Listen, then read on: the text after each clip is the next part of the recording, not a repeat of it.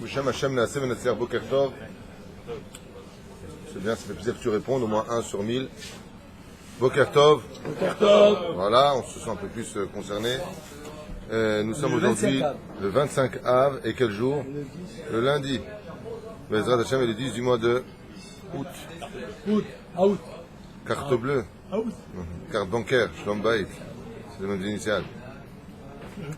Bezrat Hashem, pour la Refoua Shlema de Yardena, Odile, Bat Esther, Refoua Shlema Bezrat Hashem, pour l'élévation de la maman de Corinne Benabou de Lyon, à qui on souhaite un grand bonjour.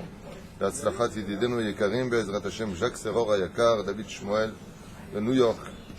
Et tous ceux qui nous soutiennent, Nissim, de Ra'anana Ayakar. Le Kol Echad Ve'echad. Aujourd'hui, au moment où on devrait étudier le Tanakh sur le roi David, comme on avait l'habitude de le faire, mais à la veille des Slichot, j'aimerais revenir avec vous, Be'ezrat Hashem, sur les lois de Teshuvah. Même si vous les connaissez déjà plus ou moins, revenir un temps soit peu dessus, Be'ezrat Hashem. Kol mitzvot shebatarot. D'abord et avant tout, j'aimerais vous poser une question, avant de rentrer dans le système de la halakha. Qu'est-ce que ça veut dire réellement, faire Teshuvah? La notion de Teshuvah, quand tu dis à quelqu'un fais Teshuvah, il te dit pourquoi je suis bien moi. Souvent quand vous dites à quelqu'un de faire Teshuvah, il te dit mais de quoi tu parles? Anibesed. Il existe plusieurs degrés quand on parle de faire Teshuvah. Le premier degré qu'on attend tous, que ce soit un tzaddik ou que ce soit un raja, le premier degré qu'on attend d'une personne, sur lequel Béhémet une personne donnera des comptes. Donc on verra que ça ne concerne pas celui simplement qui a fauté, mais ça ressemble celui aussi qui n'a pas fauté. Dans les deux cas de figure, il doit faire Teshuvah. Dans les deux cas de figure. Le Ben Adam Shen Lochet Echad, il doit faire Teshuvah. Alors celui qui a fauté, on comprendra très très vite ensemble pourquoi il doit faire Teshuvah. Pour Teshuvah, ça veut dire quoi en hébreu? J'entends pas. Qu'est-ce que vous avez répondu? Merci, ben, ça fait plaisir que vous répondiez. Tu vois, mon rêve, quand on posait une question à la yeshiva, on répondait, vous restez muet tout le temps comme ça, c'est impressionnant. Alors je repose la question, Teshuvah veut dire revenir. Voilà. Réponse, c'est un deuxième degré, mais Teshuvah tel quel veut dire, d'accord, quand tu as la question, Tashouv, c'est dire reviens. Donc reviens de quelque chose. Quelqu'un qui faute, il est évident qu'on lui demandera de revenir. Vers où il revient? Vers Akadosh Baruch Hu, au niveau du Pshat, mais vers le monde de la lumière. Il y a un monde obscur et un monde lumineux. Le monde où tu marches et que tu vois où tu poses tes pieds, ça s'appelle le monde de la Torah. Le monde où tu marches sans Torah, c'est un monde qui est automatiquement obscur. C'est-à-dire que tu te laisses emballer vers des chemins où tu penses connaître la direction à prendre. Seulement ce que tu es en train de faire, c'est que tu es en train de plonger vers une direction qu'on appelle en tunisien shha. Tu vas faire un détour énorme avant de rejoindre la source initiale de laquelle tu es parti et sur laquelle tu dois revenir. Donc reviens, ça veut dire reviens à ta source. Dans le monde de la lumière, tu es venu d'un monde de lumière, tu dois repartir dans ce monde de lumière. Ça doit te choisir le chemin. Alors ça c'est facile pour un rachat, mais pour un tzaddik, ça veut dire quoi? Lui fait teshuvah. Pourquoi les tzaddikim ne font pas teshuvah? Alors au niveau du pshat, vous allez me dire, sur l'imperfection des mitzvot. Ah, il n'a pas fait la mitzvah comme il aurait dû, il n'aura pas fait ceci, il n'a pas fait cela. C'est-à-dire, il va faire teshuvah aux autres. C'est intéressant ce que je dis, on parle de lui. Asher Cohen Ayakar Baruch Haba, avant on parle de lui. Une des choses qui est considérée comme étant extrêmement grave dans le judaïsme, c'est que si ta journée d'aujourd'hui n'est pas mieux que celle de la veille, c'est que tu n'es pas encore dans le processus réel de la teshuvah. Je répète, tu vois tes jours qui sont passés ne sont que les chemins de l'ascension qui doivent te mener à arriver aux 49 portes de la pureté. Ce qui fait qu'une personne qui, Baruch Hashem, a fait teshuvah. Aujourd'hui, elle est chomeret, cette personne, Shabbat, Mitzvot, Nida, Kashrut, Kedat Moshe Israël. Il va plus à la plage avec les hommes et les femmes mélangés, Chazve Shalom, où il perdrait son monde futur. Ou comme le dit la Gemara dans Samech Bet de Brachot, Afilu Sheshbot Torah Masim Tovim, même s'il a la Torah, il a de bonnes actions, il descendra au Guéhinam.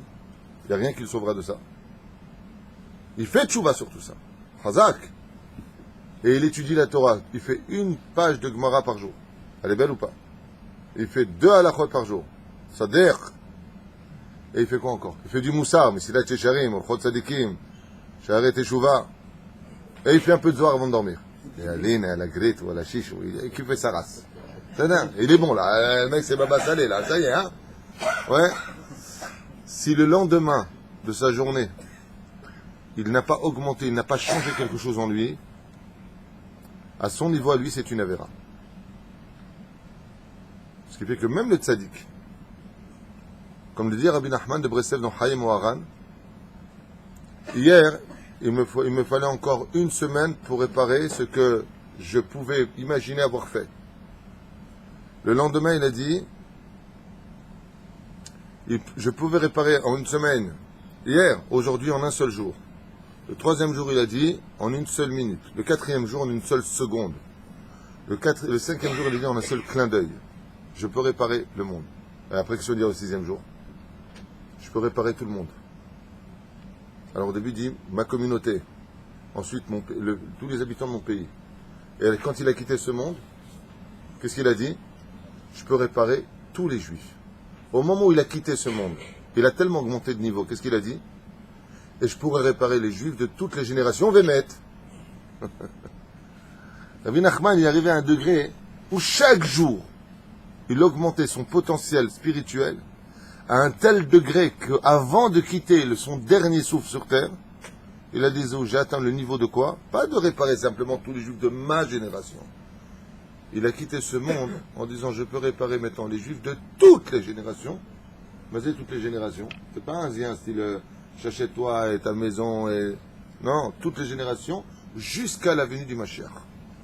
C'est-à-dire que si même Dieu, dans son programme, il a prévu d'atteindre la fin des 6000 ans, le niveau que j'ai atteint, peut tous les réparer eux aussi. Ce qui fait que le tzaddik, il a aussi un travail à faire, pas simplement vis-à-vis d'autrui, mais vis-à-vis de lui-même, car plus le tzaddik est grand, plus il a augmenté son niveau, comme a dit Rabbi Shimon Bar Yochai dans Sanhedrin. Et s'il y a un seul tzaddik aujourd'hui sur terre, c'est qui? C'est moi. Vous êtes né à Belleville ou quoi? Vas-y, c'est moi. Le Rouch Hadavar, qu'il a atteint un tel niveau aujourd'hui, qu'il y a peut-être 2 ou 3 ans en arrière, il n'aurait pas pu le dire. S'il n'était pas rentré dans la grotte, s'il n'avait pas tellement souffert, il n'aurait pas pu le dire.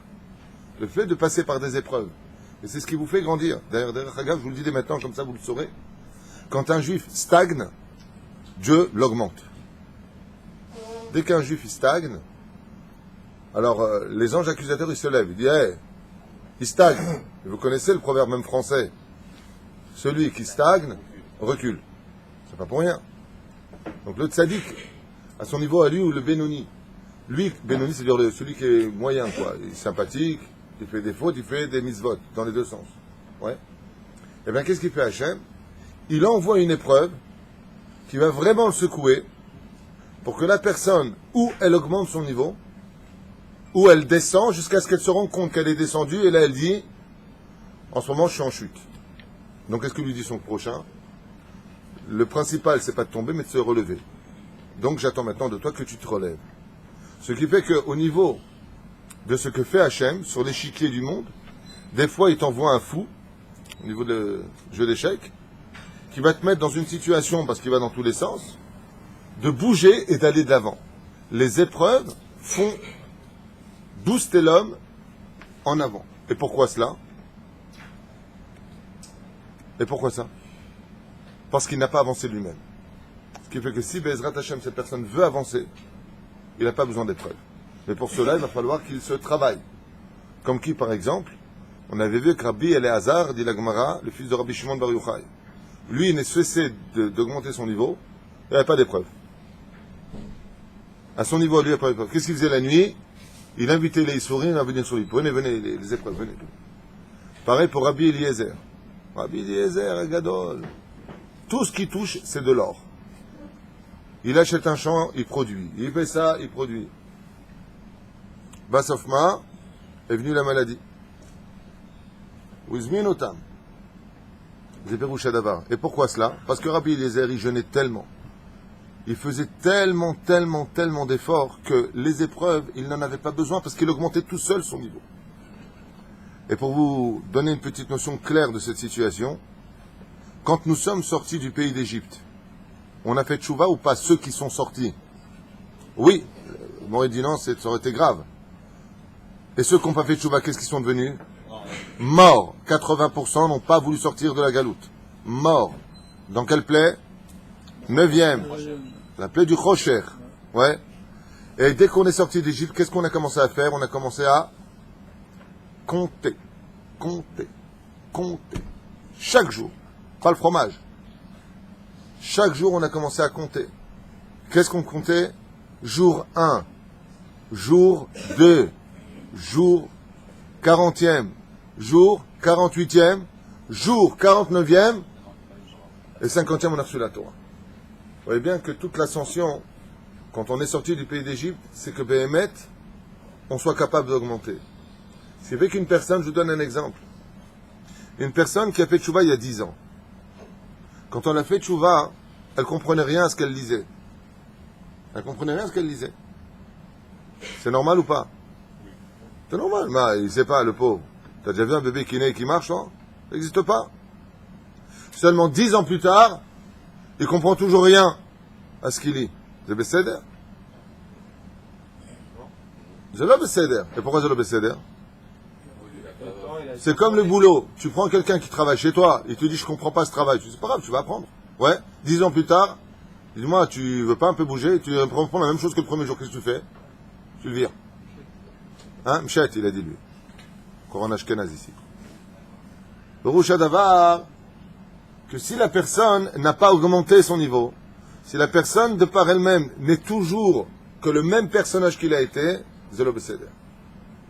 Et vous verrez qu'on peut atteindre un tel degré et un tel niveau que du nom duquel on est né, on peut aller au plus bas de ce monde et le relever encore plus haut que notre propre nom. Ce que je viens de dire, c'est compliqué là. Même moi, j'ai rien compris. Je plaisante, je vais expliquer. Yaakov, c'est un bon nom? C'est un bon nom, Yaakov. Fait. Qu'est-ce qui est sous nos pieds en général, si on veut se reposer, qu'on mettait au sol? Serra, ça s'appelle. Un tapis. Ouais. Et ce nom-là, il peut devenir un nom légendaire. Parce que j'ai été capable d'arriver à un tel degré que même ce qui est en dessous de mes pieds sera mon nom au-dessus de ma tête. Rabbi Yaakov Abih Serra. Celui qui était sur le tapis. Rabbi Israël ben Eliezer. C'est qui Rabbi Israël ben Eliezer? Le Baal Shem Tov. Non, Baba Saleh, c'est Rabbi Israël ben Mes'oud. Rabbi Mes'oud. Baba Saleh, encore un autre nom. Rabbi Eliaou. C'est qui Rabbi Eliaou? Le Hagra. Le Gaon de Vilna. Ouais. Le Hida. C'est pas leur nom. C'est-à-dire que ils sont nés, le Hafetz Chaim, ils sont nés avec un nom. Ouais. Ils sont nés avec leur nom. Le but, c'est d'être digne de ton nom, mais ils sont arrivés à un tel degré que même leur nom, il ne peut plus supporter leur personnalité, leur grandeur d'esprit. Ce qui fait que Rabbi Israël, de Radin, est devenu le Hafetz Chaim. Et pourquoi il a un surnom? Est-ce qu'on a le droit de donner un surnom? La Gemara dans Baba Metzia, nous traite à Moudbet, nous dit qu'il ne faut pas changer le nom d'une personne. Il va Genem ne remonte pas celui qui change le nom d'une personne. On parle de choses là-bas qui sont des noms de moquerie, pour descendre l'autre. Avalma, il est né Rabbi Israël ben Rabbi Mes'oud. C'est pas un beau nom ça? Petit-fils de Rabbi Yaakov Hatzera, Baba Saleh. Pourquoi on l'appelle Baba Saleh? Baba. Lama. Parce que Israël ben Mes'oud, c'est plus assez grand pour lui. Le Kéli qu'il a créé spirituel va donner des dimensions qu'il faudra un nouveau nom sur lui. Comme Moshe. Moshe ben Amram. Tout le monde s'appelle dans la Torah un tel fils d'un tel. Il est monté à un tel degré qu'il s'appellera comment? Moshe Rabbeinu. Rabbi Yehuda Nassi, comment il s'appelle? Rabbeinu Akadosh. Quoi, il a plus de nom celui-là? Non. Son nom Yehuda, il n'est pas assez grand maintenant. On va falloir ajouter encore quelque chose. Zeat Shuva Gdola Beyoter. Quand Rabbi Yitzhak Luria, le Harizal, bon ça c'est les initiales, tu me diras. Aval Ze Peru Hashadavar, que il y a même des gens qui ont atteint un tel degré de niveau que même leur nom, on n'a pas su leur donner. Mon nom est personne. Je ne parle pas du Far West. Le sabbat de Kalem. Comment il s'appelait? On l'appelait le sabbat de Kalem. Les gens qui appartenaient à la Chevra Kadisha, ils devaient monter à un tel degré qu'on les appelait les associés de la sainteté. C'est ça? Zéperouchadama. Ce qui fait que même le tzaddik, une fois, je vous dis la vérité, on était en train d'étudier comme ça à la maison avec mon épouse, et elle me disait comme ça, Chayem Oharan. Et un jour, il y a un rave qui a dit à Rabbi Nachman de Breslev, il lui a dit, vous seriez capable de me citer toute la Torah Baal Peh? Et il lui a dit toute la Torah orale, toute la Torah écrite, sans exception, toutes les Gemarot Baal Peh. Et il lui a dit, est-ce que vous seriez capable de me donner toutes les lettres, les unes après les autres? Bereshit, c'est Bet, Resh, Aleph, Shin, Yud, Taf, Bara, Bet, Resh, Aleph. Est-ce que vous seriez capable de me donner tout l'alphabet de chaque mot de la Torah jusqu'à la fin de Le'aine Kol Israël, le dernier mot de la Torah? Rabbi Nachman, assis à côté de lui, en une vitesse record, il lui a dit toutes les lettres Baal Peh, sans s'arrêter jusqu'à la fin. Le Rav qui était à côté de lui était très impressionné par le niveau de Rabbi Nachman et lui a dit à l'envers. Il dit, il n'y a pas de problème. À l'envers. Israël, c'est Lamed, Aleph, Resh, Yud, Shin, Yud, tu reviens en arrière. En verlan. Et Rabbi Nachman s'est mis à pleurer. Arrivé à la moitié de la Torah, il a bugué. Arrivé à la moitié de la Torah en arrière, il a regardé, il s'est mis à pleurer. Il dit, qu'est-ce qu'il y a? Il dit, j'ai hésité. Il est Rati Berama. Je suis descendu de niveau. Il lui a dit, revenez dans 2 semaines. Il est venu dans 2 semaines après, il lui a refait toute la Torah en arrière. Il dit, Makara, tzich la'amol. Comment c'est possible que je sois le même la semaine prochaine que j'ai été aujourd'hui? C'est impossible. Et si tu es le même, c'est qu'il y a encore un peu d'échec en toi. Mais attention, Rabbi Nachman, il nous met en garde quand même. C'est le mec, il est en train de pleurer parce qu'il ne met pas encore Rabbeinu Tam. Ouais, il pleure. Ouais, je ne mets pas encore Rabbeinu Tam, je ne suis pas Besséder. Mais il a oublié un détail qui est un an, il ne mettait même pas les tefilines de Rashi. Donc avant de pleurer les tefilines de Rabbeinu Tam, d'abord tu es saméach, tu es heureux parce que tu mets les tefilines de Rashi. Rabbi Nachman, tu n'es pas augmenté ton niveau que quand tu es conscient déjà de ce que tu as évolué. C'est comme l'homme qui est dans la barque en plein océan et il se met à pleurer, il dit mais il est où le rivage? Ça fait des heures que je rame, Il dit retourne-toi, regarde le pays que tu as quitté, tu le vois. D'un côté, si tu dis où est-ce que je vais, c'est tellement long, regarde aussi combien tu as avancé, sinon tu ne peux pas évoluer. De Pérouchadama. Donc la Teshuvah, elle n'existe pas que pour les gens qui ont fauté. Elle existe grandement aussi pour les gens qui ne fautent pas. Revenir vers Hachem, c'est augmenter son niveau. C'est là, de Pérouchadama. L'Halakha nous dit Kol mitzvot sheba Torah, toutes les mitzvot de la Torah, ben mitzvot aseh, ben mitzvot lo ta'aseh, que ce soit les mitzvot positives ou négatives. Vechem mitzvot des Rabbanan, il y a des mitzvot qui sont des Rabbanan, qui ont été rajoutés, comme quoi par exemple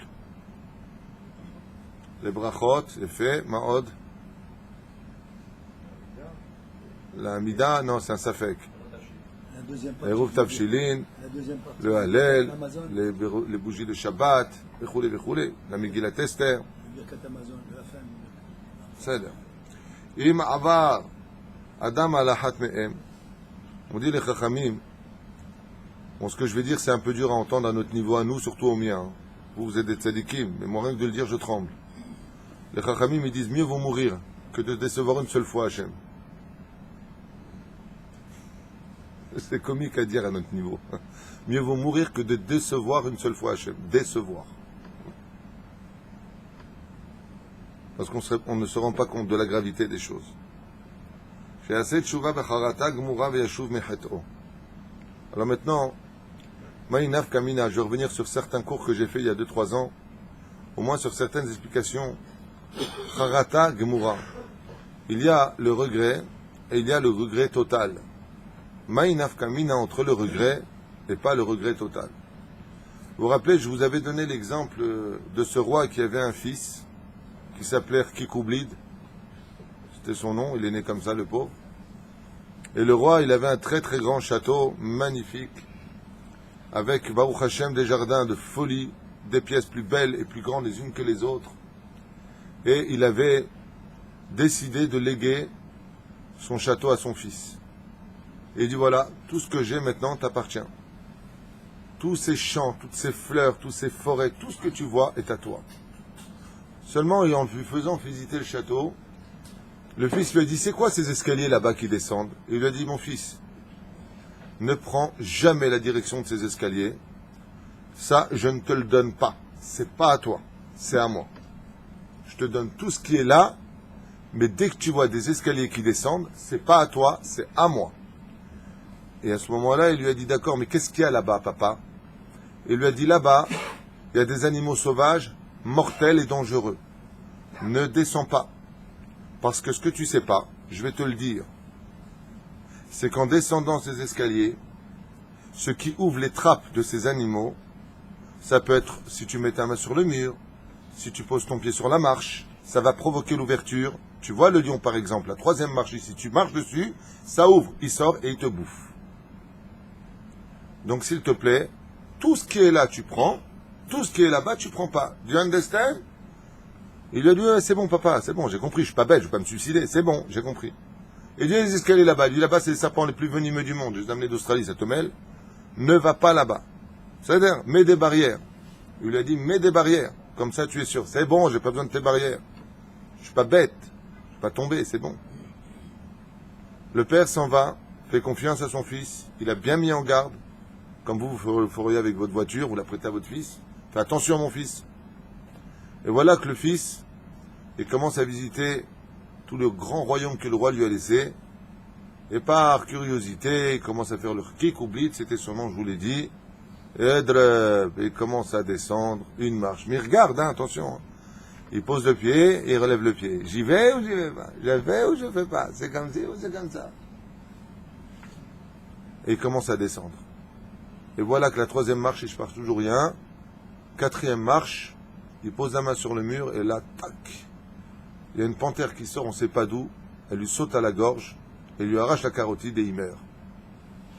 On prévient le roi.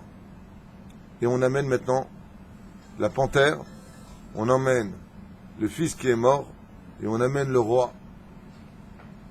Une question est posée par les Chachamim. Qui est le fautif? Le roi qui a mis un obstacle devant son fils et qui a tué son fils. La panthère qui l'a mangé la gorge du fils ou le fils qui l'était bé. Le roi, qui a dit le roi? Qui a dit le roi? Le roi, Baruch, il dit le roi. Toi, tu dis le roi. Toi, tu dis quoi, mon cher ami Shlomo Dré Ayakar? Le roi. Le roi, Le fils. la reine. Il n'y avait pas de reine dans l'histoire. Le fils, le Saint-Esprit. Et la panthère, personne. C'est lui qui l'a tué, hein, je vous rappelle. Hein. Qu'est-ce qu'il y a de la panthère? Elle est sauvage. Donc, là, c'est son instinct. Bon, alors elle a fait son festin, ouais, quel instinct. Oh! Alors c'est qui pour toi? Le roi. C'est le fils. Ça veut dire que pour vous, ce qu'on dit le roi, si un père, il prête la voiture à son fils qui a le permis depuis 10 ans, et il lui fait attention que le fils fait un accident, c'est le père qui l'a tué. Vous êtes vraiment unique au monde. Mais Badak, c'est pas le père. Le père, il lui dit, Akhbar, espèce de tombe, mets des barrières, ne va pas, fais attention, roule pas là-bas, va pas là-bas. Et vous me dites le père, qu'est-ce que tu veux qu'il fasse? C'est pas un enfant, c'est un homme, c'est le prince. Badak, que c'est pas le père. Le père, il lui a dit, mets des barrières, va sous Seyag la Torah. Le monde, le château, c'est le monde dans lequel Dieu nous a mis. Il y a des vergers. Il y a des pièces plus belles les unes que les autres des pays. Il y a tout. Tout ça, c'est pour nous, Baruch Hashem. Les êtres humains profitent de cela. Il te dit, par contre, regarde, il y a des choses, faut pas descendre. Sois Shomer Shabbat. Si tu n'es pas Shomer Shabbat, tu descends là-bas. Et en descendant là-bas, tu vas libérer des animaux nuisibles. Ça s'appelle les démons, les Averot. Tu vas les libérer. Ouais. Ne va pas là-bas. Donc, mets-toi des barrières. Protège-toi. Tu ne peux pas reprocher à la panthère d'avoir sauté sur la gorge du prince. C'est un animal sauvage. Lui, il ne comprend pas qui est prince, qui est animal, qui n'est pas animal. Et la preuve en est, les Chachamim nous disent qu'un animal, s'il tue, c'est qu'il a vu de ses yeux. Bon, je sais pas, je veux dire pour vous, ça fera si on est ensemble.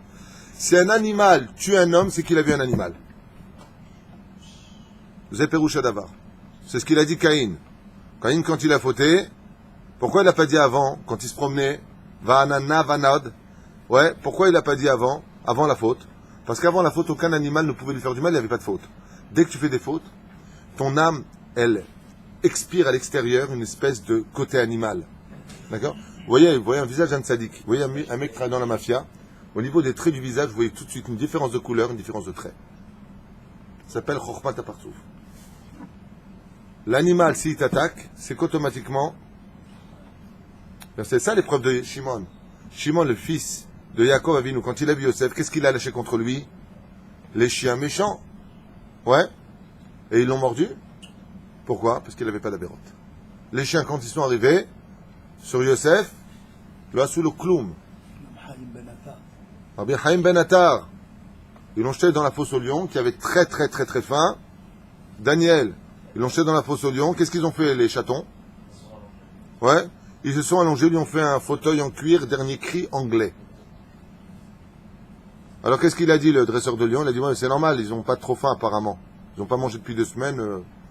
J'aurais bien donné il y a 2 semaines. Et ben, on va essayer, il a poussé dedans, tiens. Il n'a même pas atteint le sol, il ne restait plus rien de sa viande. Ils l'ont dévoré dans les airs. Alors pourquoi ils ont affaire à Rabbi Chaim Ben Attar? Parce qu'un animal ne peut pas faire de mal à un homme s'il voit un homme. La reine Zénikra Tashuv, Mazé Tashuv, remonte les escaliers que tu as descendus. Parce que plus tu t'enfonces, et plus tu vas ouvrir de portes. Et la différence, elle est où? La différence, elle est dans le fait que dans cette histoire, il a fait une seule faute. Le lion est sorti, il a dévoré, la panthère l'a dévoré. Mais chez Hachem, c'est pas comme ça. Parce que quand le roi, il dit à son fils, ne descends pas, vous savez où il est parti le roi? Quand il a laissé son fils? Il est parti en bas des escaliers. Et quand la panthère elle est sortie, il l'a retenu avec une chaîne. Il lui a dit à son fils, tu vois, si je n'étais pas en bas pour retenir, tu serais mort. Où est-ce que c'est marqué tout cela dans la Torah? C'est marqué à propos de la faute de Caïn. Quand Akadosh Baruch Hu, il vient et il lui dit à Caïn, à Hachem, Mi Issa Avoni, qui fera voyager ma faute? Qui retiendra ma faute? Quand il a tué son frère Evel, Caïn a tué Evel, il a créé un ange noir. Cet ange noir, c'est la panthère, dans l'image. Ouais. Et il a vu que cette panthère ne l'a pas mise à mort. Normalement, tu fais une avéra, tu dois mourir sur place. Normalement, à la base. Mais Akadosh Baruch Hu, qu'est-ce qu'il a fait? Il a retenu cette panthère, en image. Qu'est-ce qu'il a dit maintenant, Caïn? Quand il l'a vu, il a dit, mais les animaux vont me tuer. Il ne parle pas des animaux sur terre. Il parlait des animaux qu'il a créés par ses avérotes, parce qu'il n'avait pas l'intention de remonter les escaliers. Alors il lui a dit, Misa Avoni. Misa Avon, c'est le nom de l'ange qui dirige les animaux nuisibles, qui s'appelle Avon. Mi Issa, Mazé Issa, qui va le faire voyager? Qui va le retenir? C'est pour cela que tous les juifs, 2 fois par jour, ou plus exactement 3 fois par jour, vous allez dire une phrase sans en connaître le réel sens le plus profond. Vous savez c'est quoi cette phrase? Tout celui qui l'a dit sans avoir eu les kavanot, lo yatsa yedechova, n'est pas sorti de la mitzvah. Poteach et yadecha, umasbi'a lechol hay ratzon. Qui c'est hay ratzon? Il fait vivre toutes ses créatures. Qui c'est les créatures? Pas simplement au niveau du pshat, nous et la terre, les animaux. Les avérotes qu'on a fait, il faut bien leur donner à manger. C'est ce qu'il dit Caïn. Qui va leur donner à manger à eux? Alors qu'est-ce qu'il lui a enjoint comme animal, Hachem? Qu'est-ce qu'il lui a enjoint à Caïn comme animal, vous vous rappelez? Un chien. Et pourquoi un chien? Parce que le chien, c'est le seul animal qui ressemble physiquement aux avérotes que nous faisons. Le Ari Akadosh, il dit, quand tu fais une avéra, il te ressemble et prend une tête de chien. C'est ce que dit le Teilim. Les chiens qui tournent autour de mon kever, il y a marqué dans le Teilim. Kelev sevevani, sevevuni, ces chiens qui tournent autour de mon kever. De quel chien il parle? Il y a des chiens, il parle de quoi? De la belle et le clochard? Quel chien il parle? Il parle tout simplement des chiens qu'on appelle les avérotes, celles qui aboient. Le Pérouche Adavar. La reine Teshuvah remonte les escaliers. Et les escaliers, ça veut dire que tu vas remonter jusqu'à arriver Be'ezrat Hashem à cette porte. Il y a 2 chiffres qui mènent, il y a 2 événements qui mènent au chiffre 50 dans le judaïsme. Lesquels? Shavuot 1, donc de Pessah à Shavuot. 2e événement.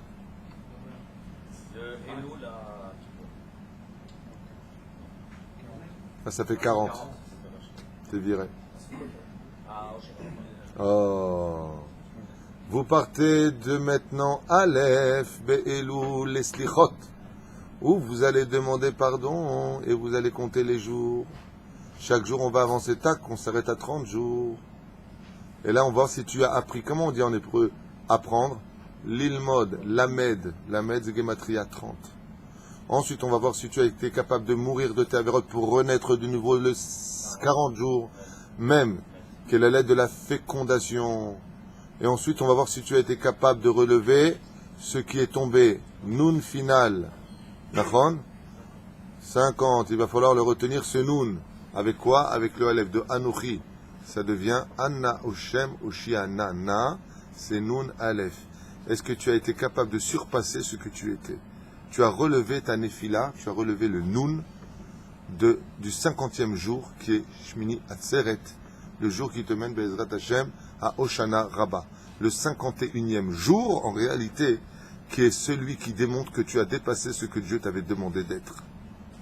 La reine, la Teshuvah, n'est pas que pour les Rishaïm, elle est aussi pour les plus grandes Sadikim. Et tout le monde se doit de faire Teshuvah.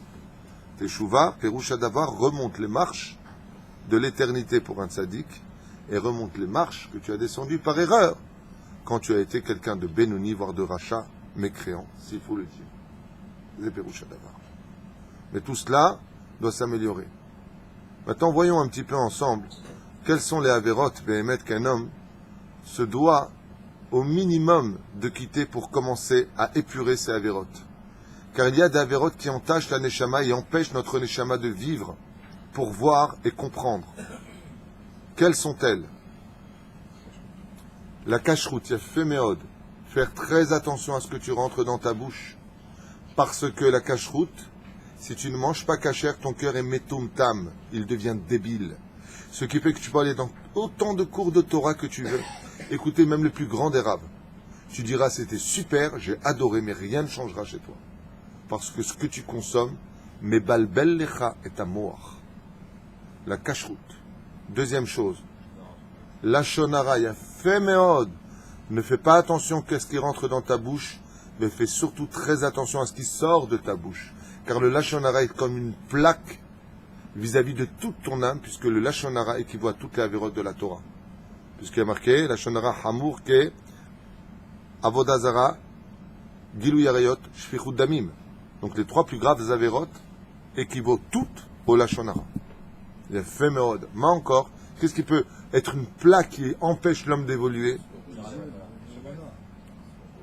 Le fait méod. Alors ça, par contre, c'est l'essentiel.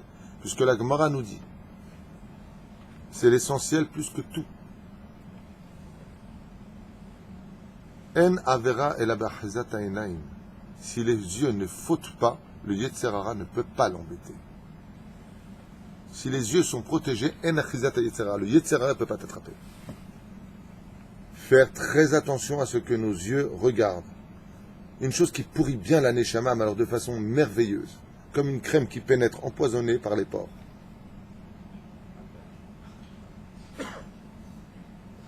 La musique roll. La musique roll.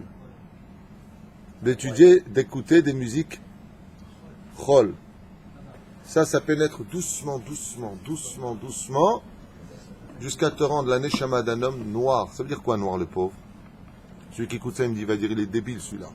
Pense ce que tu veux, moi je sais ce que je dis. Moi, ce que je dis, c'est référencé, demande à ton rave. Le fait d'écouter des musiques roll, marchir et aneshama. Mais léat, doucement, doucement. Doucement, doucement. Tu veux écouter de la musique aujourd'hui, tu n'as plus d'excuses. Tout ce qui existe en roll, ils l'ont fait en Kodesh. Les paroles essentiellement. On a un din, on a un klal qui dit Ayotse minatame tamehu. Tout ce qui sort de l'impur est impur. Barry White, même s'il chantait bien, impur. Yotse impur. Et si tu me dis, ouais, mais attends, c'est trop bon, attends, mais qu'est-ce que tu racontes? Tu connais pas Marie Carré ou Carré Marie ou Triangle, je sais pas quoi? Tu connais pas tous ces chanteurs-là? T'es un malade ou quoi? C'est un kiff, attends. Mais depuis quand le Yetzer Hara, il te fait pas kiffer? Pourquoi une Christine bien blonde avec des yeux en amande vert, c'est pas kiffant? Pourquoi de manger un jambon beurre cornichon, c'est pas kiffant? Où est le rapport, sans faire de jeu de mots, entre le kiffant et la Avera? Si la Avera n'est pas kiffante, qu'est-ce qui est la vraie? C'est logique. Donc toutes ces ta'anot-là se doivent, Be'ezrat Hashem, d'être remises en question. D'abord éliminer les choses qui nous empêchent d'évoluer. D'abord retirer. Parce que si tu gardes ton iPod, ton iPhone, ou je sais pas quoi, si tu regardes constamment ta télévision, si tu es toute la journée sur ton ordinateur, c'est évident que tu ne pourras pas évoluer. Tu ressembles à quelqu'un qui t'est attaché avec une chaîne à un mur et qui dit « je veux y aller ». Et tu vois, je vais y aller, tu vois, regarde, je vais y aller. Et tu es retenu. Coupe d'abord les liens de ce qui t'empêche d'évoluer et tu verras que Be'ezrat Hashem, comme on l'a vu dans cette paracha de la semaine qui vient de passer, ouais, Uma Hashem Elokecha, Shoel mi'imach ki'im le'ir'a oto. La Gemara nous dit, à propos de cette phrase, et qu'est-ce que l'Éternel ton Dieu te demande si ce n'est que de le craindre? Akol mina shamaim, chutz mi'ir'at shamaim. Qu'est-ce que ça veut dire? Hakol mina shamaim. Tout vient des cieux dans ce monde, et les portes des cieux maintenant sont fermées. Il te faudra mériter par beaucoup de larmes, de prières et d'intentions pour pouvoir obtenir, sauf une chose, que tu obtiendras beaucoup plus facilement que tout. Chutz mi'irat shamayim. Si tu demandes à Dieu de la irat shamayim, il te la donnera plus facilement que ta parnassa, ta santé, tout ce que tu demandes sur terre. Parce que quand tu as de la irat shamayim, tu peux commencer à évoluer. Il faut prier pour avoir de la irat shamayim. Il faut prier Dieu pour savoir comment prier Dieu. Et Bono Shalom, donne-moi la force de savoir comment parler. C'est ce que vous dites tous les jours avant de prier. Hachem, Sefata et Tiftah. Demande-moi, il te dit Hachem, comment te détacher de cela. Il y a des gens, ils sont malades du football. C'est des malades du football. C'est des fous. C'est rien, un match de foot, tu passes devant, ou tu te prends un verre dans la tronche, ou tu te prends un hurlement que même le loup-garou de Londres et de Paris n'ont pas réussi à faire. C'est des débiles mentaux. C'est des fous, ces gens. C'est-à-dire que tu ne peux même pas passer devant eux. La dernière fois, la femme, elle est passée, elle a fait un grand détour. Pourquoi vous ne passez pas directement? Vous êtes fou, il est en train de lui passer la balle. À qui? Qui c'est qui passe la balle? À qui il a passé la balle? Ben, Messi, mais non. Je lui dis non. Il m'a dit, mais si. Je ne peux pas passer devant mon mari. Il va hurler. Je colle à cavote pour vous d'avoir la patience des psychiatres. C'est de la psychiatrie. C'est de la psychiatrie. C'est pas de la passion. C'est de la débilité mentale.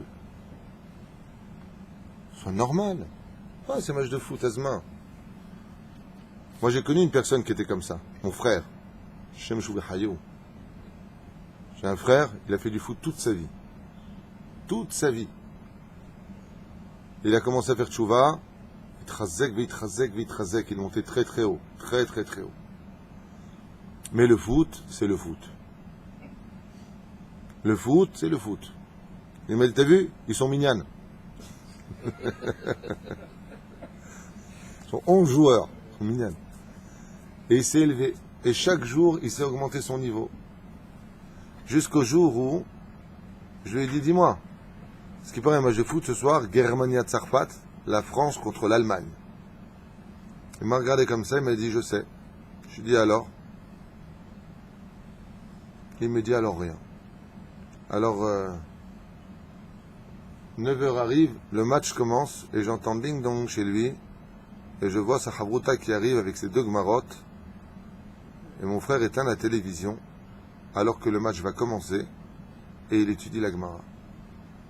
Je lui dis, qu'est-ce que tu fais? Tu regardes pas le match de foot? C'est moi maintenant, je vous dis entre nous, j'avais envie de le voir maintenant. Je suis pas un débile du foot, je suis pas accro du tout, il y a pas, je m'en fiche, pareil pour moi. C'est là. Parce que voir des mecs qui courent après un ballon pendant des heures, les meilleurs moments, tu les vois en 2 minutes, au lieu de passer 1h30 à regarder, tu vois. Tu vois juste le résumé, et tu as le même résultat au niveau du kiff que si tu regardes. Mais là, c'est le suspense, avec les cacahuètes. Oh, il a passé, mais regardez le droit et tout. Vous la mat Gemara pendant 1h30. Je lui dis, Makara, Il me dit, comment tu veux que j'avance vers Dieu si des goyim qui jouent avec un ballon, c'est plus fort qu'une Gemara quand elle est fixée? Je suis kol hakavod. Kol hakavod. Il m'a dit, mais de toute façon, je repasse demain le match. Je t'abarre chez mon lad. Il faut que ce soit plus fort que nous. Il faut qu'on soit plus fort que tout ça. Alors, comment on évolue dans notre teshuva, Bisiata d'Ishmaïa? On évolue ensemble, avec son épouse. Parce qu'il y a aussi des choses qui peuvent empêcher un homme de faire teshuva. C'est le lien familial. Si le lien familial, il ne suit pas l'homme, ou que l'homme dans sa teshuva, il est devenu My Fräulein, Assour, t'as pas le droit, tu veux Guilam, tu veux l'envers, c'est insupportable à vivre. Alors il faut faire évoluer la famille, mais dans le bon sens. Si Bezrat Hashem, ton épouse, elle voit un homme qui s'améliore dans ses relations, si elle voit un homme qui la considère, qui la choye, qui la complimente, elle va adorer sa Torah. Et là, elle deviendra Ezer Kenegdo. Elle deviendra une femme qui va l'encourager en lui disant, va étudier la Torah, pourquoi? Bah avant, je sais pas, tu me parlais à peine, tu étais toujours devant ton foot, tu étais toujours avec tes copains, ta PlayStation. Depuis que tu es dans la Torah, je retrouve enfin un homme à la maison, un homme responsable, un homme qui sait que la femme, c'est pas un meuble à la maison, un homme qui me regarde, un homme qui me parle, un homme qui me nourrit de spiritualité, qui m'explique la halachot. Tu sais ce que j'ai appris aujourd'hui au collège? Viens, je t'explique. Il y a un truc de fou très vrai. Tu considères ta femme, alors elle va aimer ta Torah. Sinon, si tu vas étudier la Torah et que tu viens et que tu la regardes, maman, tu sais, c'est ta faute, regarde, on dirait une Goya. Hein, tu la descends. Ça, c'est de ta faute, tu portes la seb. On va t'appeler Chantal Goya. Elle va détester ta Torah, parce que non seulement elle sait que la Torah est vraie, mais comme tu reviens avec et qu'elle-même elle est mida ta digne, ta Torah devient pour elle le même digne qu'une maîtresse dans la vie d'un homme. Je déteste ta Torah. Et très souvent dans les couples on entend la femme qui dit, vous savez mon Rav Tuitou, hein, lui quand j'ai pris c'était un goy, c'est moi qui lui ai fait tchouva, aujourd'hui il me traite de goya. L'âme. La Torah, si elle ne rapproche pas les cœurs de la famille, c'est que c'est pas une bonne Torah. Si elle n'est pas capable de rapprocher les cœurs, si on n'est pas capable de se rapprocher l'un de l'autre, c'est que c'est pas une bonne Torah. Moi j'ai connu quelqu'un de pieux qui a épousé une femme qui n'avait pas du tout l'intention d'être un pieux. Alors pas du tout religieuse. C'est-à-dire que tu le vois lui avec le chapeau, machin, sa femme en pantalon et pas très tsnoua comme ça. Aujourd'hui sa femme, elle est à l'écolan, elle a la jupe, elle a le kissouille, elle a plus de télévision, alcool. Je lui dis comment t'as fait? Comment tu as fait? Il m'a dit je lui ai donné que de l'amour. Je l'ai jamais jugé. On s'est mariés, on n'était pas religieux, je suis pas là pour la juger. Je suis là pour l'aimer, je suis là pour la gâter, lui donner le meilleur de ma Torah. La juger les kafsroutes. Comme elle a vu que ma Torah était sérieuse, que je ne plaisantais pas avec, que j'étais toujours assidu. Pas le matin je me lève pas, j'ai envie, j'ai pas envie. Quand je vais étudier, j'y vais, quand j'ai pas envie, j'y vais pas. Comme elle a vu que je suis très sérieux, Akadosh Baruch Hu, elle, il lui a changé son cœur. Et aujourd'hui, c'est elle qui me pousse. Parce qu'elle aime ma Torah. Donc si tu veux que ton influence extérieure soit bonne, il faut que ta Torah soit intelligente. Une fois, il y a une femme, je vous raconte ça entre nous, Ken. Vous racontez pas aux autres, hein. Chut. Il y a une femme, elle m'a dit, Kol hakavod, mon mari, il a fait tchouva ici chez nous. Ouais. Vous voulez pas lui faire un programme de... J'ai dit pourquoi? Il dit, nous sous la table. Il nous raconte des histoires dans le livre qui durent, on n'en peut plus. Alors je lui ai dit, dis-moi, quand tu racontes à ta femme des histoires à table, qu'est-ce que tu fais? Oh, je sais pas, moi je prends un livre, il y a une histoire, là où je prends, je lis, je combien de pages? Je me dis 3, 4 pages, 5 pages. Je dis, ma boule ou là? Elle prend un cours, prends un début, une fin. Quand tu racontes un Dvar Torah à table, il faut que ce soit un début, le sujet et la fin, avec la morale à prendre. Ouais. La quatrième chose dans le couple, pour la Teshuvah Rabotai, c'est qu'avec une femme, il ne faut jamais plaisanter. La femme, elle est faite de feu. Nous, on est fait d'eau. Kemerachem av albanim. La femme, quand tu viens, tu fais des histoires de Torah à table. Toi qui vas te marier, écoute bien ce que je vais te dire. Parce que tu montes sur la potence, si Dieu veut. Quand? Quand ton mariage? Qu'est-ce qu'il dit? Jeudi. Jeudi, Ezrat Hashem. Mazel tov, siman tov. Et donc, B'Siyata d'Ishmaya, la personne, jeudi, c'est ce que tu m'as dit? Ezrat Hashem.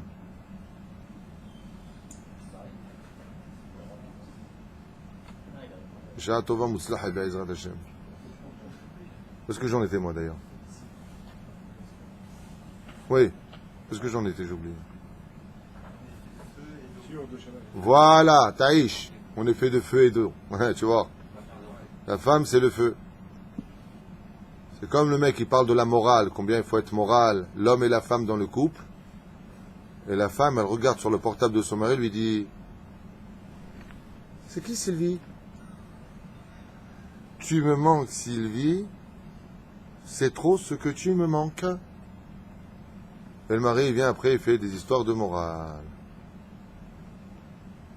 La femme, elle supporte pas. L'homme, il vient, il parle de Shabbat Kodesh, l'importance de Shabbat Kodesh, et il se met en colère. La femme, elle est pas bête. Tu veux m'enseigner ta Torah, tu veux être à côté de nous, tu veux qu'on te suive, pas de problème. Sois ce que tu enseignes. Souvent, tu regardes les gens, ils viennent et te disent ouais, tu fais Birkat Hamazon, très bien. Qu'est-ce qu'ils font les autres maintenant? Ils se sont fait engueuler pour Birkat Hamazon. Qu'est-ce qu'ils attendent? Le Shabbat d'après. Et regarde, tu l'as bien fait, ils attendent le Shabbat d'après. La femme, elle est comme ça. La femme, elle dit, il n'y a pas de problème. Si tu veux être capable de m'enseigner quelque chose, il faut que tu sois capable de le vivre. Si tu ne le vis pas, ne viens pas me le dire. Parce qu'avant de dire si je suis bossé ou pas, regarde d'abord toi, espèce de chameau, si tu as des bosses ou pas. La reine B'Siyata d'Ishmaya, il faut être ce que nous sommes, comme le dit la Mishnah, Huaya Omer, il était ce qu'il disait. Avec les femmes particulièrement. Tu veux faire de la morale, tu peux lui faire. Elle va t'adorer. T'es un homme de morale, elle te kiffe. Mais attention, attention. Si tu fais de la morale, il faut que toi-même, tu sois moral. On s'arrêtera là pour le premier volet sur la Teshuvah Bin Eder, parce qu'on n'a même pas commencé une loi sur la Teshuvah. Baruch Adonai L'Olam Amen, Amen, c'est qu'on est hyper en retard en plus. Quand tout.